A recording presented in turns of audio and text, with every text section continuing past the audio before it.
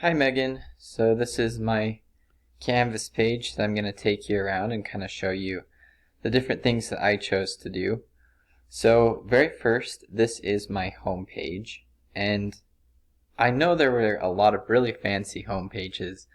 A lot of people in the class were showing me some of the things that they did, and they were just incredible.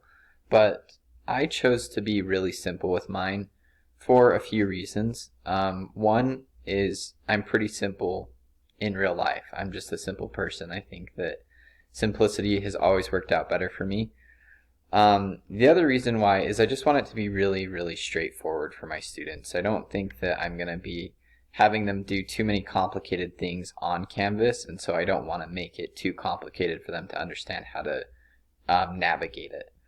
So here on my home page, you'll see it's kind of going along with that theme, super simple.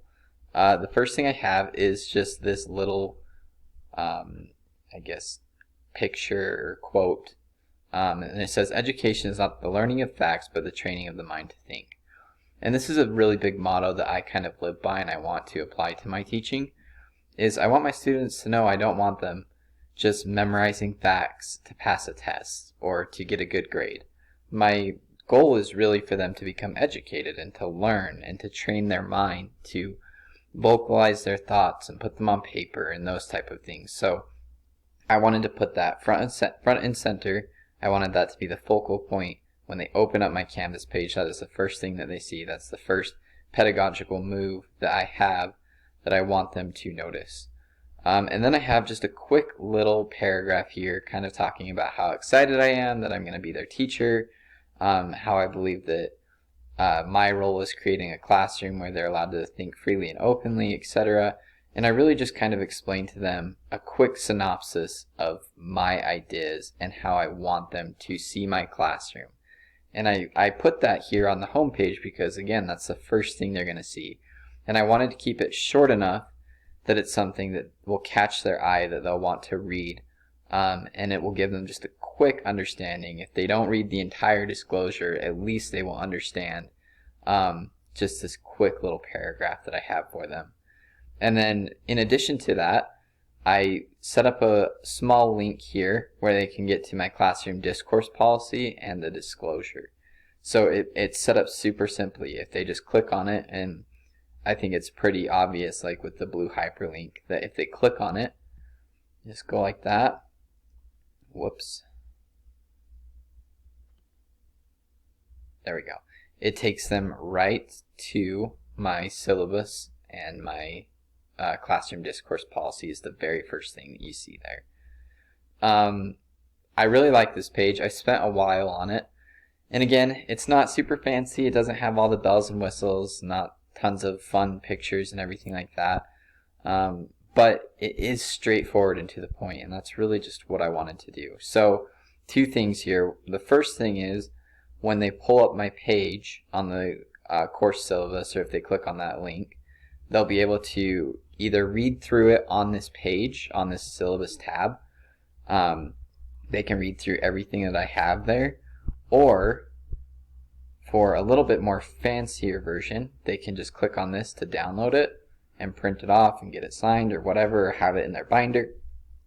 And it's a little bit more of a formatted version of this. So I'll use this version as I kind of go through what I chose to do.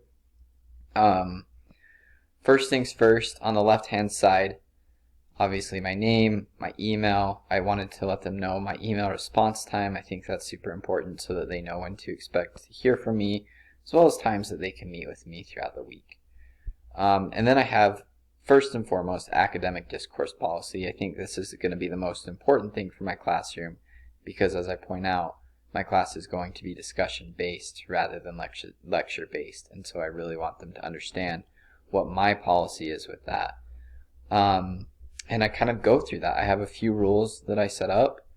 I want them to treat all students with respect. I want them to see us as a team, compliment each other, be thoughtful about what we say, actively listen, and then that I expect all of my students to follow those guidelines. I have required texts here. I know a lot of people in the class chose texts that they already have, as kind of an example, but I wanted to leave it pretty open because I haven't decided yet, and I don't want to decide until I kind of know where I'm teaching. But I am really proud of my text selection process that I wrote down here in my discourse policy. So I wrote down, or I highlighted the things that I really want them to understand, because I understand that not all of my students are going to read over this. I mean, I will be going over it with the class, but I highlighted or bolded the things that I really want them to see and to pop out. So first thing is, I want all of the books that we're reading to get us thinking without telling us what to think. I think that's super important for parents, for students, for all of us to understand. I'm not trying to tell them what to think. I'm not trying to give them books that tell them what to think, but get them thinking.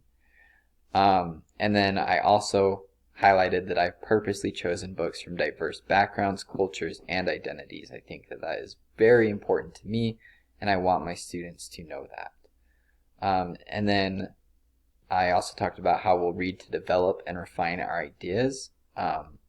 It's not going to like purposely change their ideas, but I want them to develop their ideas. Whatever ideas they had coming into the class, I want them to critically think about them, analyze them, and maybe refine them as they read books and as we discuss that in class. And then my last paragraph I think is really important. I talked about how I'm not making them read something that shocks or offends them. I want them to be able to express to me if they're ever uncomfortable. That's just really important to me as well. I want my students to know they can come to me if they're reading something and they're like, I don't understand this, I don't like this, or I don't feel comfortable, that we can have an open conversation with that, as well as with their parents. I want them to know, like, I'm open to talking with them and having alternative ways for them to accomplish what we want to in the class. And that's why I put, please encourage your parents or guardians to read along with us in the books that we're examining, because I think it's a good way to bring parents in. And yeah, grades, everything else. I do have something I wanted to point out with grades. I weighted my grades in this way: participation 10%, daily writing notebook 25, and then essays 40 and other assignments 25. And then I went into each of those categories and why I'm weighting them the way they are. Participation for me, I thought it was awesome, like an easy 10%, telling them how many absences and tardies they get, and then telling them how they'll lose points if they don't participate by failing to bring a book with them to class is kind of my main one. And then my daily writing notebook is weighted very highly, 25%, which kind of goes in conjunction with participation. So I would point out to them that being in class and participating in daily writing and bringing their book with them is 35% of their grade.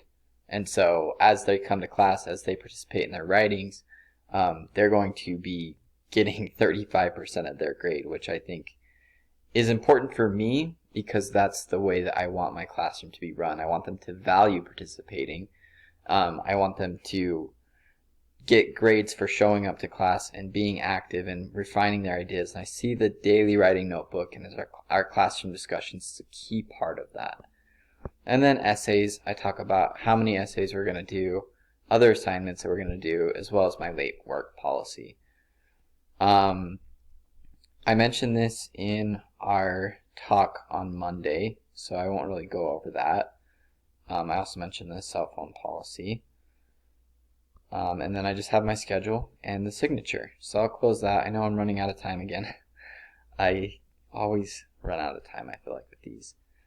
And then I just have modules, set up pretty basic, PowerPoint lesson. I have all of those loaded on there, higher order writing assignment, which we did with your class.